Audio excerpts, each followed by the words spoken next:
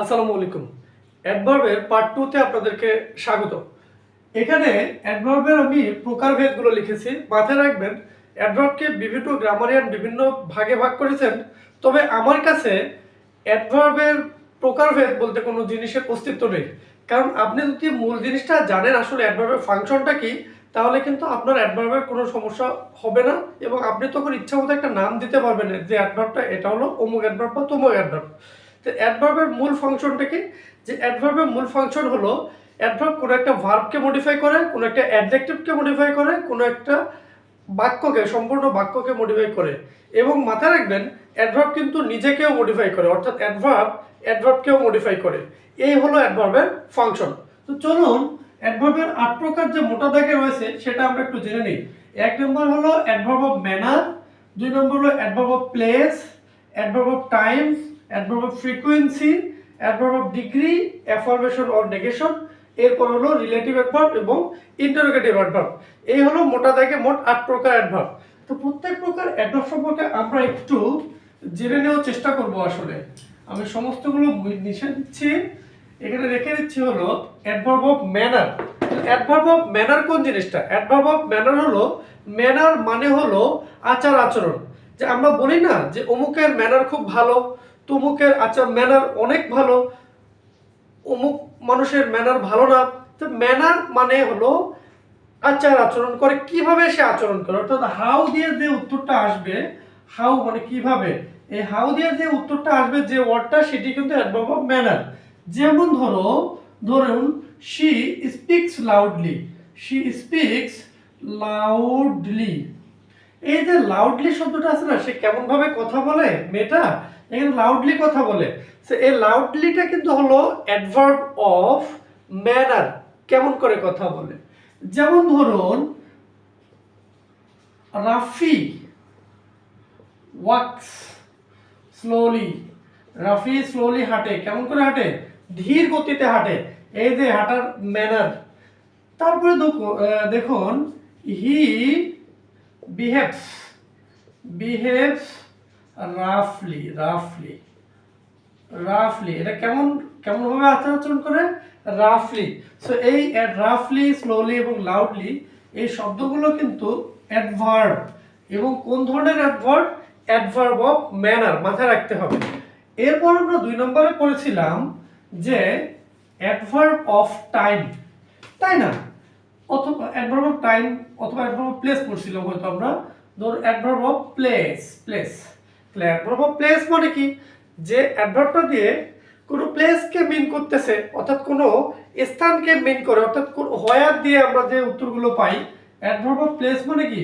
হোয়ার, হোয়ার দিয়ে যে প্রশ্ন করলে যে উত্তরটা পাওয়া যাবে সেটি কিন্তু হবে অ্যাডভার্ব অফ প্লেস, মাথায় রাখবেন। যেমন ধরুন the children, the children are playing outside, outside, outside the room. The children are playing outside the room. এই যে আউটসাইড, কোথায় খেলতেছে? আউটসাইড, বাইরে খেলতেছে। এই বাইরে, এই বাইরেটা হলো অ্যাডভার্ব অফ প্লেস। এরপরে আমাদের কিন্তু অ্যাডভার্ব অফ প্লেস কিন্তু আরো আছে। যেমন she went, she went up stairs, stairs, she went upstairs, অর্থাৎ সিঁড়ির উপরে উঠে গেছে। এটা কিন্তু অ্যাডভার্ব অফ, এগুলো অ্যাডভার্ব অফ প্লেস, অর্থাৎ হোয়ার দিয়ে প্রশ্ন করলে যে উত্তরটা পাওয়া যাবে সেটি কিন্তু অ্যাডভার্ব অফ প্লেস। যেমন আরেকটা एग्जांपल আমরা লিখতে পারি, they live, they live somewhere in Dhaka, they live somewhere in Dhaka। এই যে somewhere in Dhaka, অর্থাৎ somewhere in Dhaka, somewhereটা কিন্তু অ্যাডভার্ব অফ প্লেস, অর্থাৎ ঢাকার কোনো একটা জায়গায় বাস করে। কোথায় বাস করে? ঢাকার কোনো একটা জায়গায় তারা বাস করে। 2 নম্বর গেছে। আমরা এবার 3 নম্বর কি লিখব?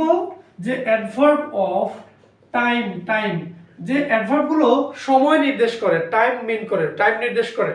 যেমন we shall go to Rajshahi tomorrow, we shall go to, we shall meet him tomorrow. অর্থাৎ we shall go to Rajshahi tomorrow দিলেও হয়তো। এই যে টুমরো, দে লেফট, অর্থাৎ দে না দিয়ে বেনজির আহমেদ দিই, বেনজির আহমেদ।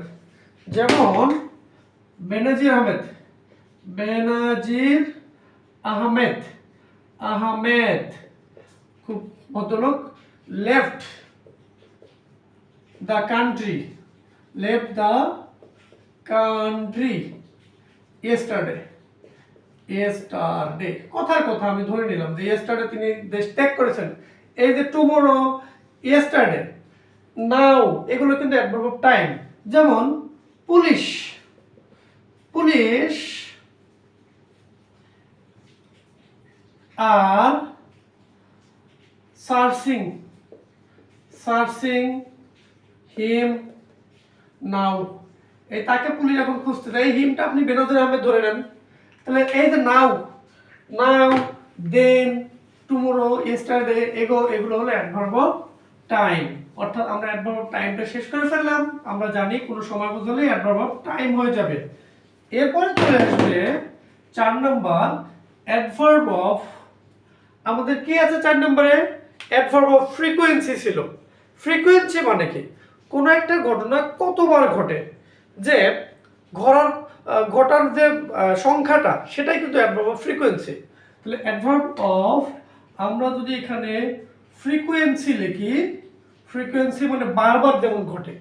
যেমন he comes here daily, he comes here daily.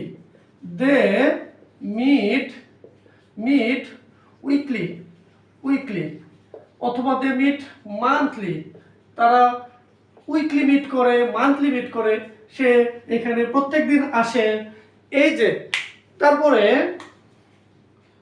They the student did the student does the sum, the student does the sum twice a day। অর্থাৎ এখানে ডাস না দিয়ে আপনি প্র্যাকটিস দিতে পারতেন, practices the some twice a day. অর্থাৎ স্টুডেন্টটা অঙ্কটাকে দিনে 2 বার practice করে। এই যে টুয়াইস, উইকলি, ডেইলি, মান্থলি, এই শব্দগুলো কিন্তু আসলে অ্যাডভার্ব অফ ফ্রিকোয়েন্সি। আমরা কিন্তু 4টা অ্যাডভার্ব শেষ করে ফেলছি। এরপর আসবে অ্যাডভার্ব অফ ডিগ্রি। 5 নম্বরে অ্যাডভার্ব অফ ডিগ্রি। ডিগ্রি মানে কি? মাত্রা বোঝাবে। যেমন এখন কত ডিগ্রি জ্বর আসছে, অর্থাৎ জ্বরের মাত্রাটা বোঝাচ্ছে।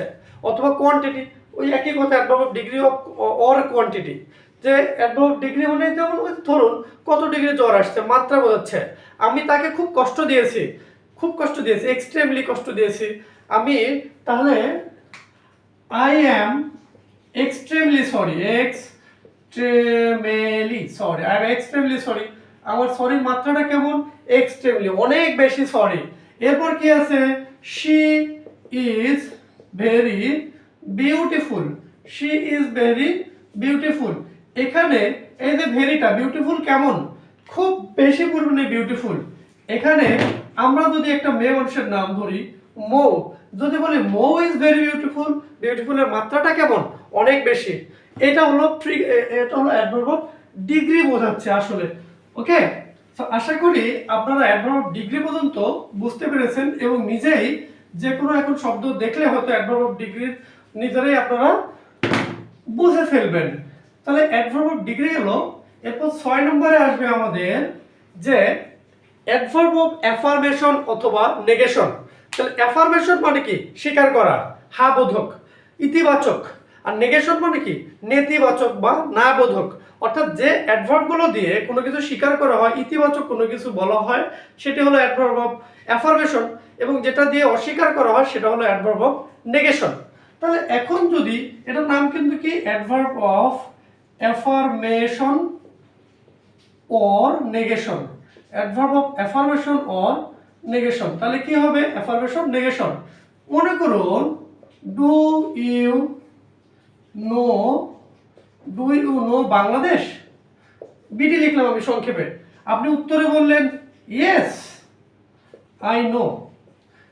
এই যে ইয়েসটা আছে না, ইএসটার পরিচয় কি, পার্শ্বস্পেসিগত পরিচয় কি? এটা হলো অ্যাডভার্ব। কোন ধরনের অ্যাডভার্ব? Adverb of affirmation. আবার যদি আপনি বলেন have you visited India, have you ever visited India, have you ever visited, have you ever visited India, আপনি উত্তরে বললেন নো।